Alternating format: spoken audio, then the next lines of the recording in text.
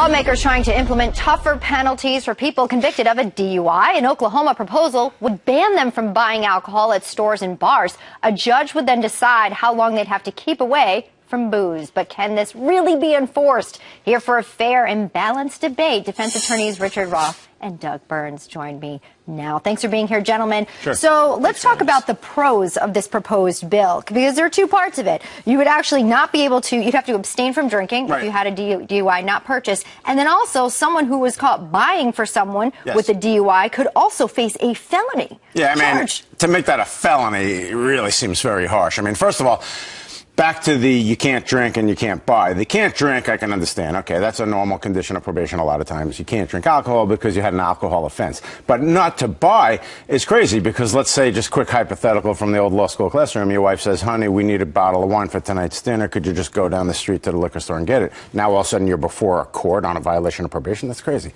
And Richard? Well, here's the problem. The problem is that DWI and DUI accounts for 1/3 of the deaths on the highway a year.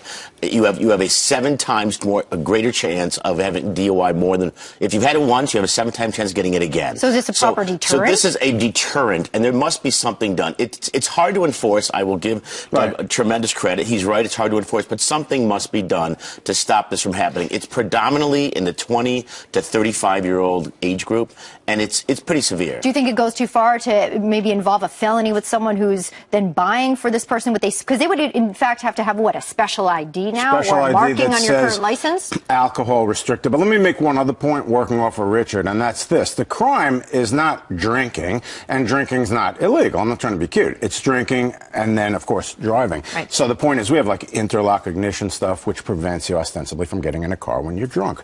I don't think necessarily buying alcohol is one step removed. That's all I'm saying. Well, the reason why this could work is because it will deter. If someone not only do they realize that they're drunk, that they may be in a car and they may get in an accident, but now they may not be able to go to the store and buy more alcohol.